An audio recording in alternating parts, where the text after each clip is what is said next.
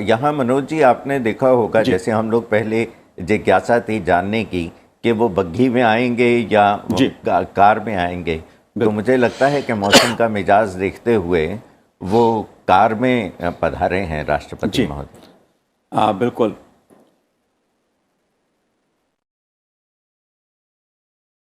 और जिस प्रोटोकॉल की बात आप प्रदीप जी कर रहे थे, उस प्रोटोकॉल के तहत आप देख रहे हैं राष्ट्रपति रामनाथ कोविंद जी को सम्मानपूर्वक, राष्ट्रपति तीनों सेनाओं के सुप्रीम कमांडर भी हैं और उनके लिए तीनों सेनाओं के जो सर्वोच्च अधिकारी हैं वो भी उनको अगवानी कर रहे हैं।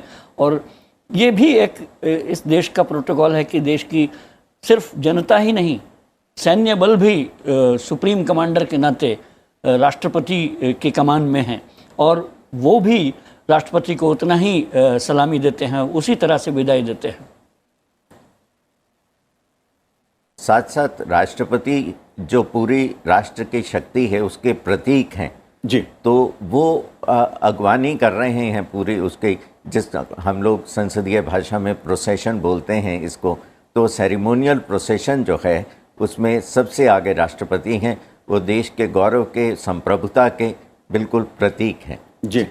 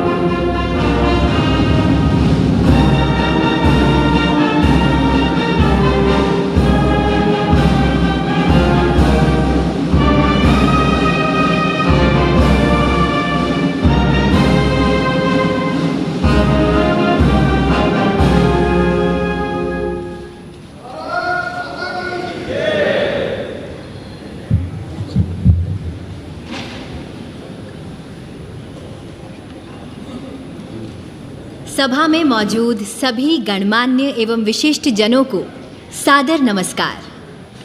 फेयरवेल, विदाई, यह शब्द सुनते ही मन भर उठता है, लेकिन कर्तव्य पथ पर निरंतर अग्रसर रहने वालों के लिए यह जीवन की किताब का एक अहम पन्ना बन जाता है, जहां ठहराव नहीं, नया आरंभ होता है।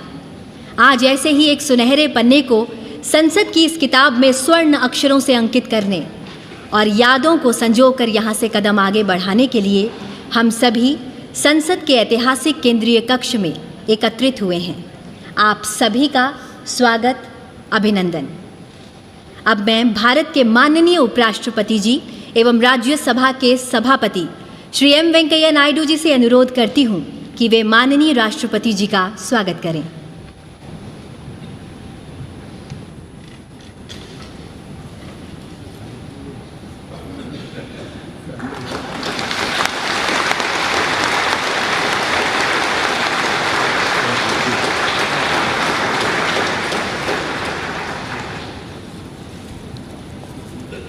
धन्यवाद माननीय उपराष्ट्रपति जी।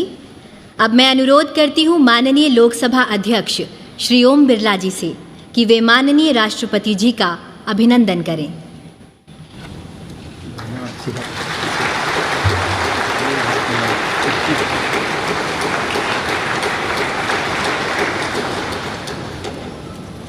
धन्यवाद मान्यवर। अब मैं आग्रह करती हूँ लोकसभा के माननीय अध्यक्ष श्री ओम बिरला जी से कि वे माननीय राष्ट्रपति जी के सम्मान में संसद सदस्यों की ओर से विदाई संदेश प्रस्तुत करें।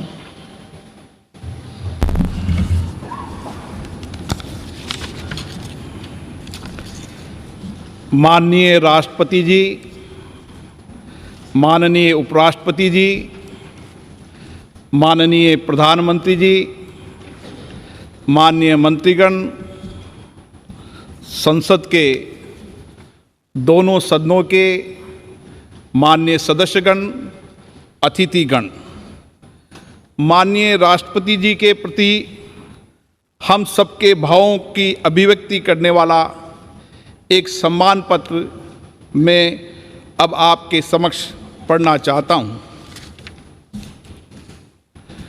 माननीय राष्ट्रपति महोदय श्री रामनाथ कोविंद जी, भारत की संसद के दोनों सदनों के सदस्यों के लिए आज गर्व का अवसर है कि जब वे राष्ट्र की ओर से आपके प्रति कृतज्ञता, सम्मान, श्रद्धा और साधुवाद व्यक्त करने के लिए एकत्रित हुए हैं।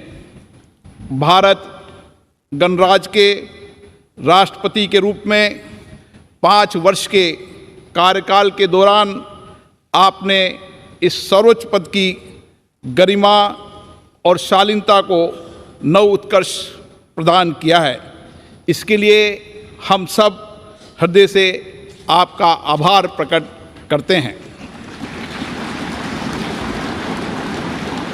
महोदय, उत्तर प्रदेश के कानपुर जिले के एक छोटे से गांव परोग से भारत के राष्ट्रपति के शीर्ष पद तक पहुंचने की आपकी यात्रा हमारे लोकतंत्र की एक अद्भुत एवं प्रेरक उपलब्धि है।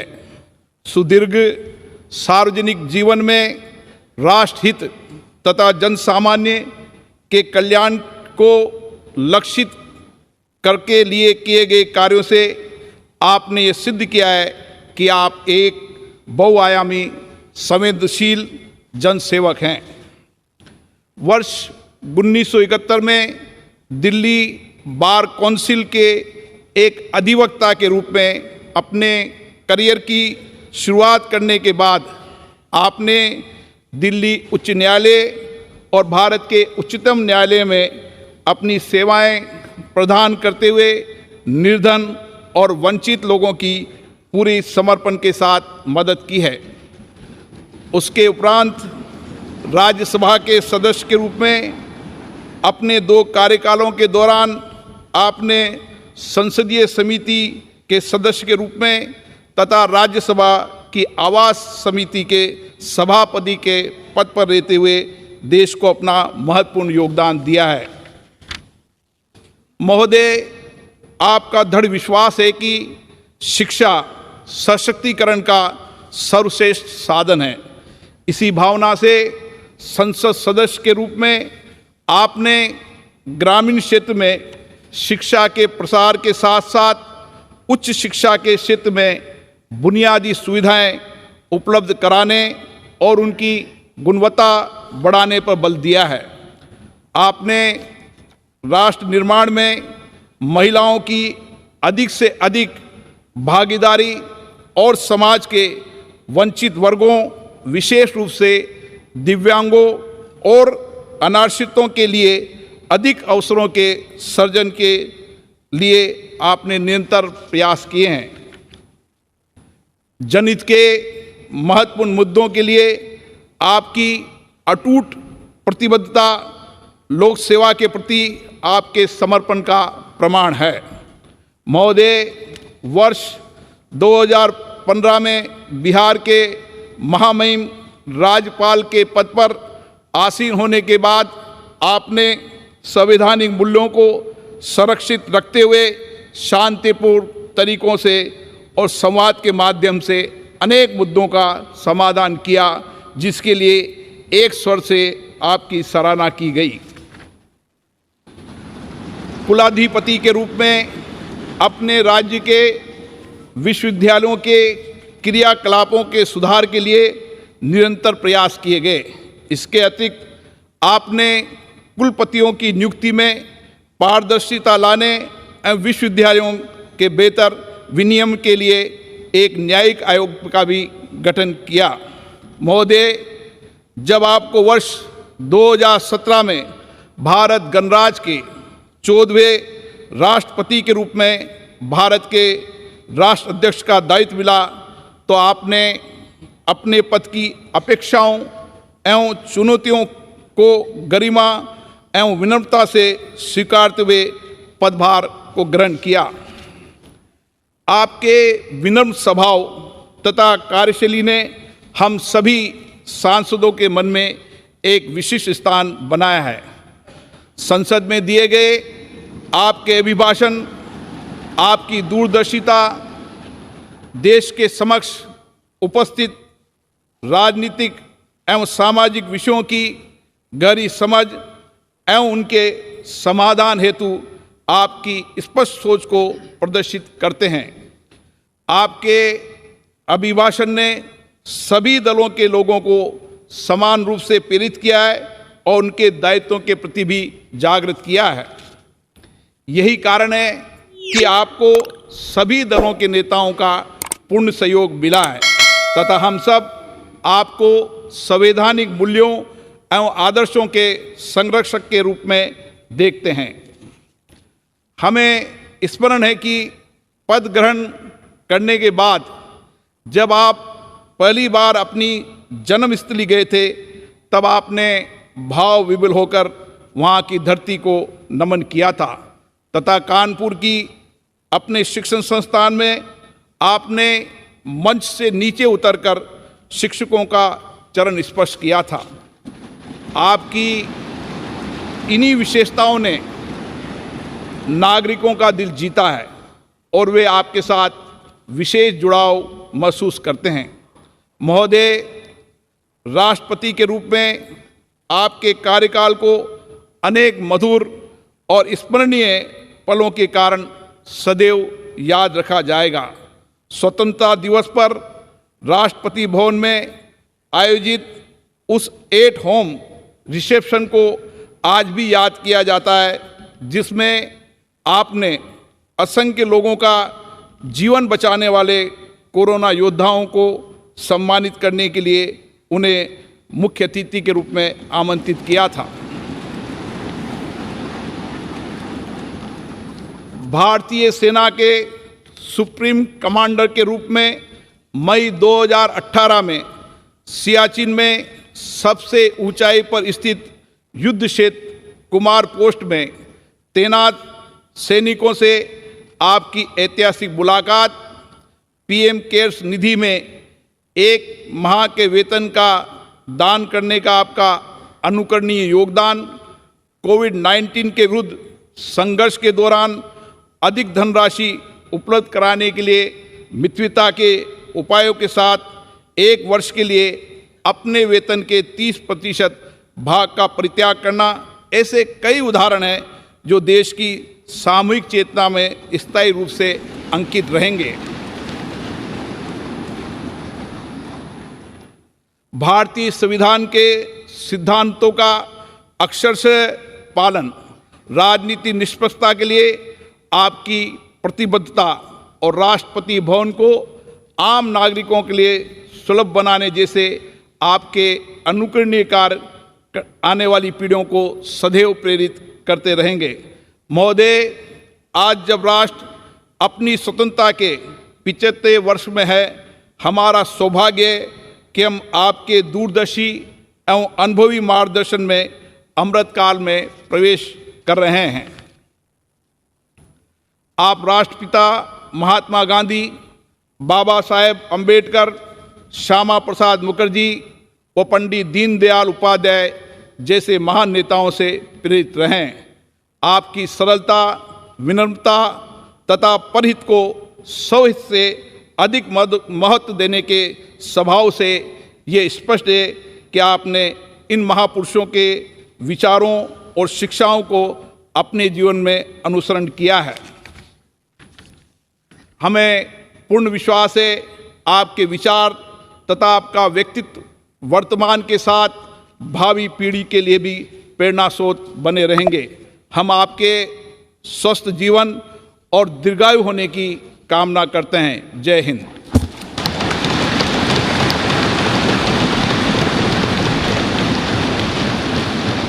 धन्यवाद माननीय लोकसभा अध्यक्ष जी।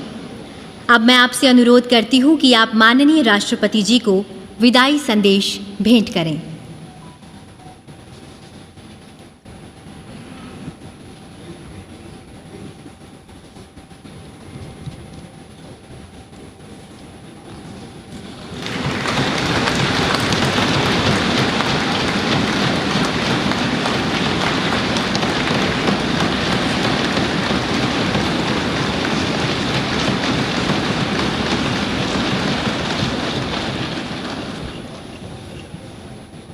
धन्यवाद मान्यवर। अब मैं अनुरोध करती हूँ माननीय उपराष्ट्रपति एवं राज्यसभा के सभापति श्री एम वेंकैया नायडू जी और लोकसभा अध्यक्ष श्री ओम बिरला जी से कि आप दोनों संयुक्त रूप से माननीय राष्ट्रपति जी को स्मृति चिन्ह भेंट करें।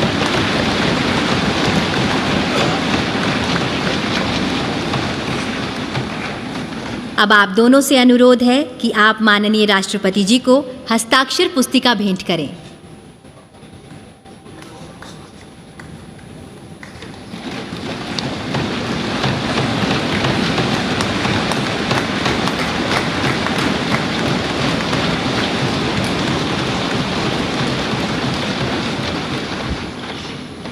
सादर धन्यवाद।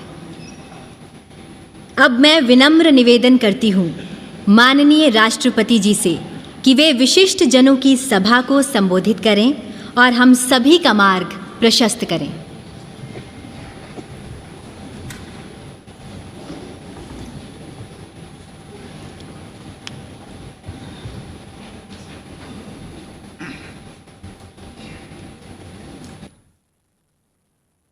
राष्ट्रपति श्री एम वेंकैया नायडू जी, प्रधानमंत्री श्री नरेंद्र मोदी जी, लोकसभा के अध्यक्ष श्री ओम बिरला जी, राज्यसभा के उपसभापति श्री हरिवंश जी, सभी सम्मानित सांसदगण, विशिष्ट अतिथिगण, देवी और सज्जनों,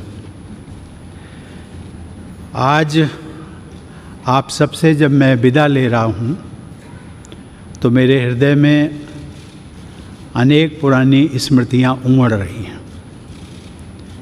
इसी परिसर में, जिसे सामान्यतया सेंट्रल हॉल के रूप में जाना जाता है, बरसों तक एक सांसद के रूप में मैंने ना जाने कितने सहयोगी सांसदों के साथ यादगार पल बिताए। 5 साल पहले इसी सेंट्रल हॉल में मैंने राष्ट्रपति के पद की शपथ ली थी। सांसद होने के नाते आप सभी का इस लोकतंत्र के मंदिर में एक प्रतिष्ठित स्थान है और मेरे हृदय में भी आप सबके लिए एक विशेष स्थान है और सदैव बना रहेगा।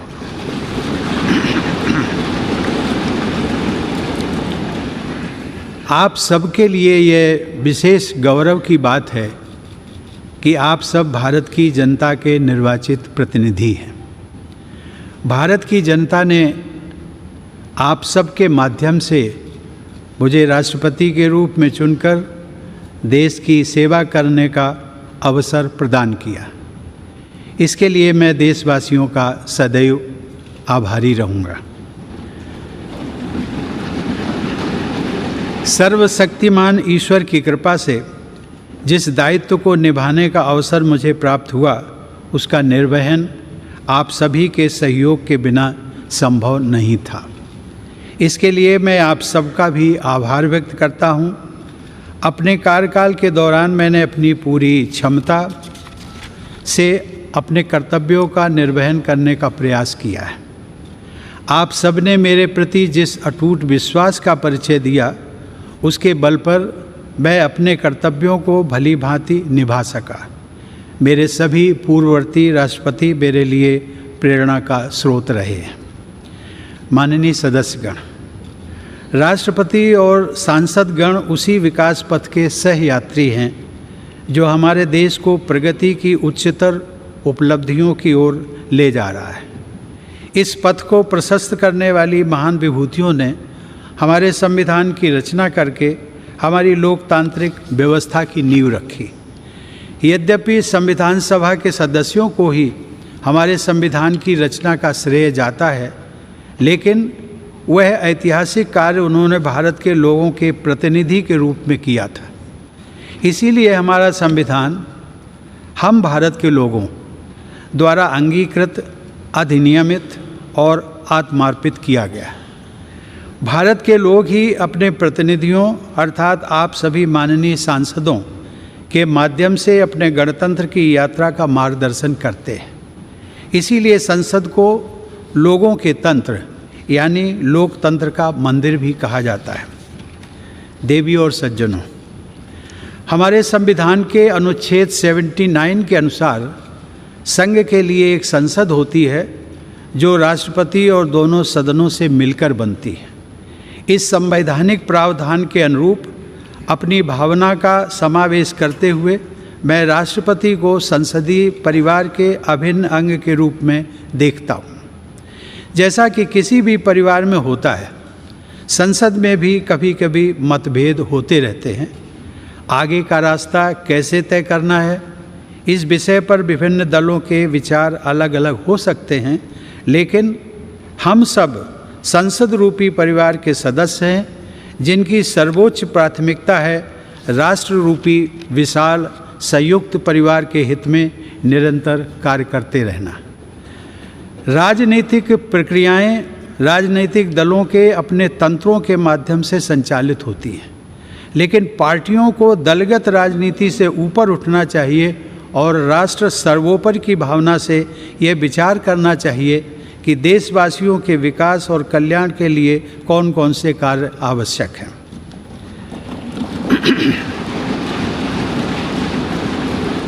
जब हम पूरे राष्ट्र को एक विशाल संयुक्त परिवार के रूप में देखते हैं तो ये समझ में आता है कि पारिवारिक मतभेदों को सुलझाने के अनेक रास्ते हो सकते हैं जो शांति, सद्भाव और संवाद पर आधारित होते हैं। विरोध प्रकट करने के अनेक संवैधानिक रास्ते राजनीतिक दलों और नागरिकों को उपलब्ध हैं। राष्ट्रपिता महात्मा गांधी ने अपने उद्देश्यों को प्राप्त करने के लिए शांति और अहिंसा पर आधारित सत्याग्रह के अस्त्र का इस्तेमाल किया था, लेकिन वे दूसरे पक्ष का सम्मान भी करते थे। हमारे नागरिकों को अपनी मांगों के लिए दबाव बनाने का तथा विरोध करने का संवैधानिक अधिकार उपलब्ध है, लेकिन मेरे विचार से इस अधिकार का प्रयोग हमेशा गांधीवादी तौर तरीकों के अनुरूप शांतिपूर्ण ढंग से ही किया जाना चाहिए। माननीय सदस्यगण, मेरे कार्यकाल के दौरान 2 अत्यंत महत्वपूर्ण ऐतिहासिक आयोजन किए गए। राष्ट्रपिता महात्मा गांधी की 150वीं जयंती के उपलक्ष्य में अनेक यादगार समारोह पूरे देश में आयोजित किए गए। इस संदर्भ में मैं स्वच्छ भारत अभियान की परिवर्तनकारी उपलब्धियों का उल्लेख करना चाहूँगा। यह कहा जा सकता है कि स्वच्छता का यह राष्ट्रीय अभियान सरकार और देशवासियों की ओर से महात्मा गांधी के प्रति सच्ची श्रद्धांजलि रहा है। दूसरे ऐतिहासिक आयोजन के रूप में भारत की स्वाधीनता के 75 वर्ष पूरे होने के उपलक्ष्य में देशवासियों द्वारा आज़ादी का अमृत महोत्सव उत्साहपूर्वक मनाया जा रहा है। मैं इन दोनों ऐतिहासिक अवसरों से जुड़े अत्यंत प्रभावशाली आयोजनों के लिए देश की जनता व सरकार को बधाई देता हूँ। इन कार्यक्रमों में युवाओं से लेकर वयोवृद्ध नागरिकों तक सभी के द्वारा समान उत्साह के साथ भागीदारी और देश के गौरवशाली इतिहास से उनके जुड़ाव को देखकर मुझे हार्दिक प्रसन्नता हुई है। माननीय सदस्यगण, वर्ष 2020 में देखते देखते हमारी दुनिया बदल गई। लगभग 100 साल बाद एक वैश्विक महामारी ने मानवता को झकझोर कर रख दिया। कोविड-19 की त्रासदी के दुष्परिणामों से पूरी दुनिया अब तक जूझ रही है। वर्तमान परिप्रेक्ष्य में हम सब ये आशा करते हैं कि पूरा विश्व समुदाय इस महामारी से भविष्य के लिए उपयोगी सबक हासिल करेगा। पहला सबक यह है कि मानव समाज ये भूलने लगा था कि वह प्रकृति का ही एक अभिन्न हिस्सा है। वास्तविकता ये है कि वह न तो प्रकृति से अलग है और न ही प्रकृति से ऊपर है। महामारी का प्रकोप कुछ हद तक पर्यावरण में हुए असंतुलन से भी जुड़ा है। पिछले 2 वर्षों की विभीषिका ने यह भी याद दिलाया है कि पूरी मानवता वास्तव में एक ही परिवार है और सभी का अस्तित्व आपसी सहयोग पर निर्भर करता है। कोविड का सामना करने में भारत के प्रयासों की विश्वव्यापी सराहना हुई है।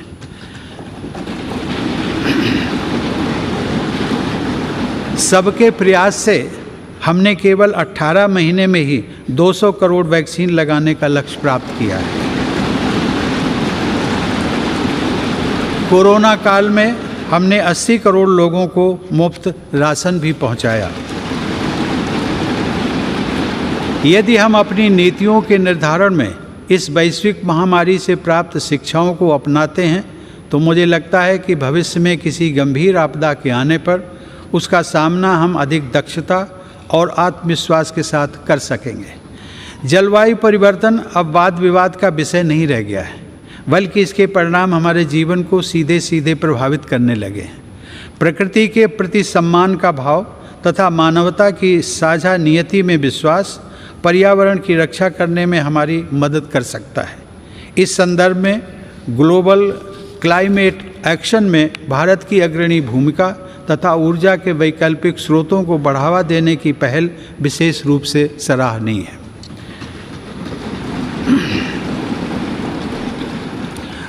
माननीय सदस्यगण, जब मैं जन सेवक के रूप में अपने और सरकार के प्रयासों के बारे में सोचता हूँ तथा अपनी पूरी पीढ़ी की ओर से विचार करता हूँ तो हमें यह स्वीकार करना पड़ता है कि समाज के हाशिए पर जीवन यापन करने वाले लोगों के जीवन स्तर को बेहतर बनाने के लिए हालांकि बहुत कुछ किया गया है, लेकिन अभी भी बहुत कुछ किया जाना बाकी है।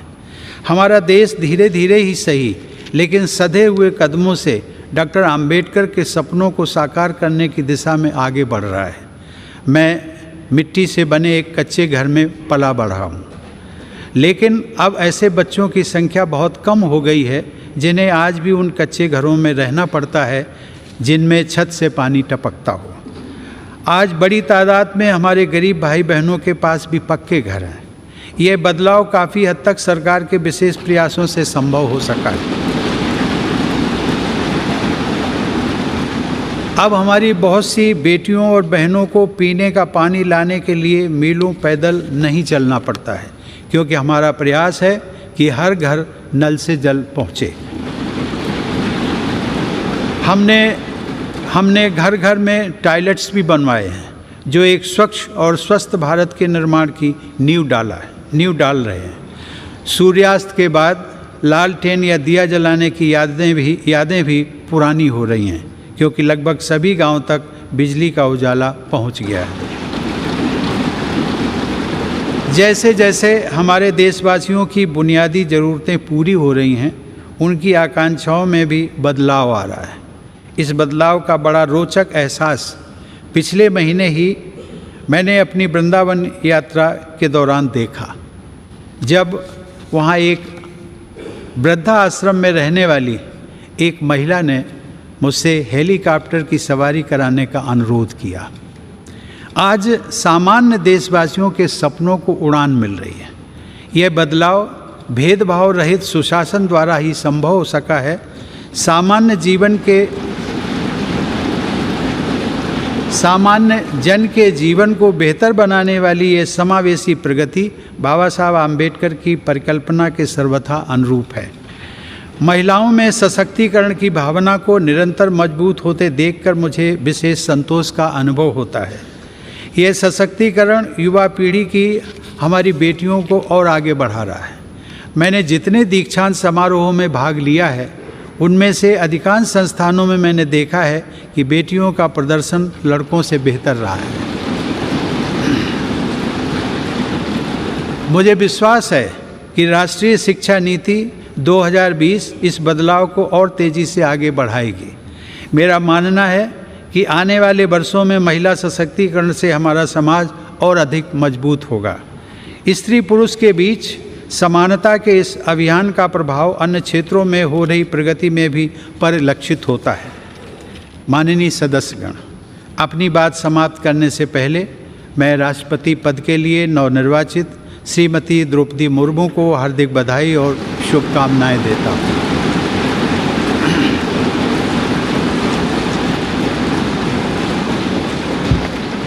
सर्वोच्च संवैधानिक पद पर उनका चुनाव महिला सशक्तिकरण को बढ़ाने के साथ साथ समाज के संघर्षशील लोगों में महत्वाकांक्षा का संचार करने वाला है। मुझे पूरा विश्वास है कि उनके अनुभव, विवेक और व्यक्तिगत आदर्श से पूरे देश को प्रेरणा मिलेगी और मार्गदर्शन भी। मैं एक बार फिर आप सभी के प्रति कृतज्ञता व्यक्त करता हूँ। आप सबके साथ काम करने का मेरा अनुभव अविस्मरणीय रहा है। आप सबने संसद के अंदर और बाहर देश की जनता के हित से जुड़े अनेक कार्य किए हैं। इसके लिए मैं आप सबको साधुवाद देता हूँ।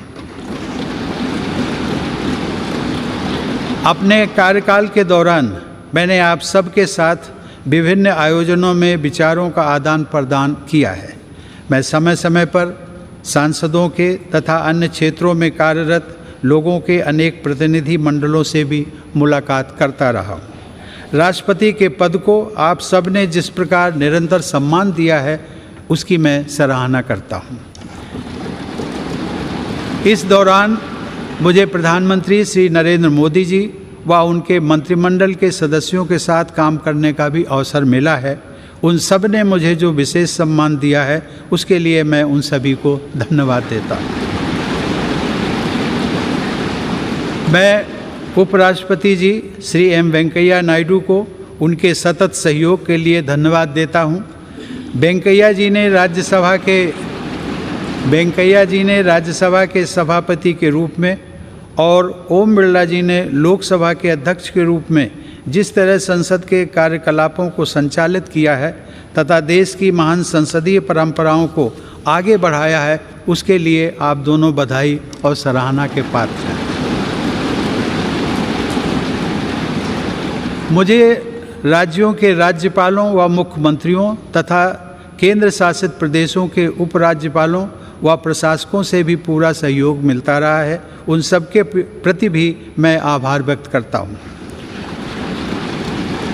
मुझे विश्वास है कि आप सभी सांसदगण हमारे सभी देशवासियों, विशेष रूप से जो विकास यात्रा में पीछे रह गए हैं, उनकी सेवा करने के लिए हर संभव प्रयास करते रहेंगे। साथ ही आप सब हमारे महान संविधान के अनुरूप सर्वोच्च लोकतांत्रिक परंपराओं को और भी मजबूत बनाएंगे। मेरी शुभकामना है कि आप सब समाज व राष्ट्र को और अधिक मजबूत बनाने के अपने प्रयासों में सफलता प्राप्त करें। धन्यवाद। जय हिंद।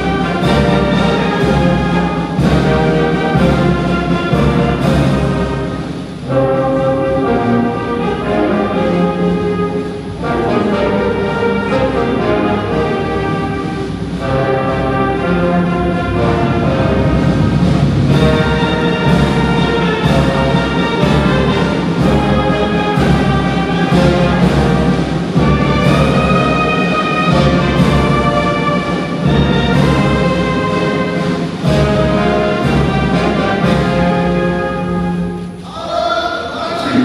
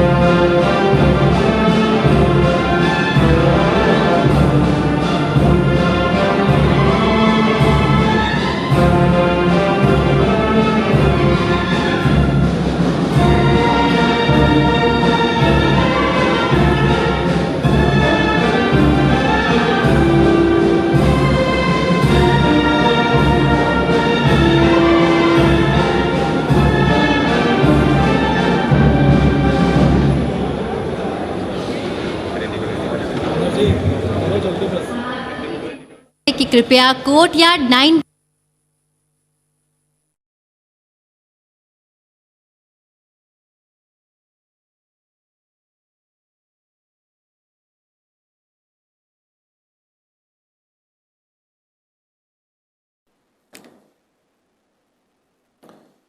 जी, और ये आप सीधी तस्वीरें देख रहे हैं सेंट्रल हॉल में विदाई समारोह के बाद राष्ट्रपति रामनाथ कोविंद जी, प्रधानमंत्री नरेंद्र मोदी जी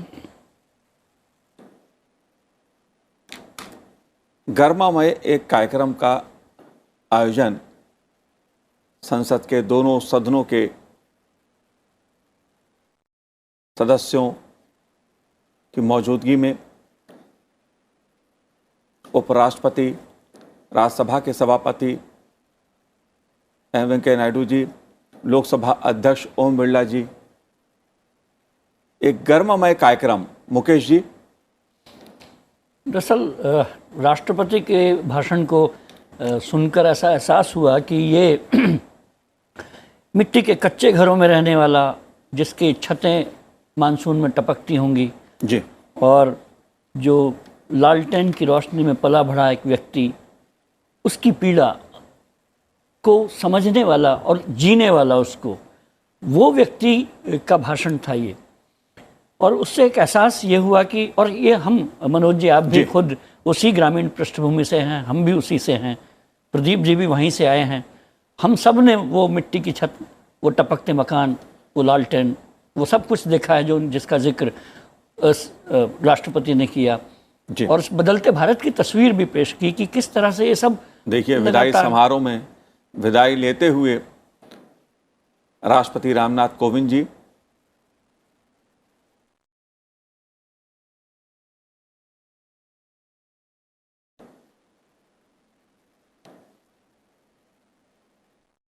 ये जो दृश्य होता है वास्तव में हमारी जो गौरवमयी गर्मामयी जो परंपरा है उसको दिखाता है कि तमाम तरह की राजनीति के बावजूद एक हमारी जो संवैधानिक संसदीय व्यवस्था है वो कितनी अनोखी है, कितनी अद्भुत है।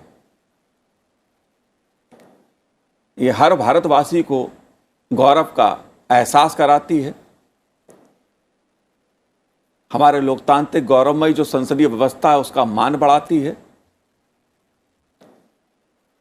ये राष्ट्रपति रामनाथ कोविंद जी का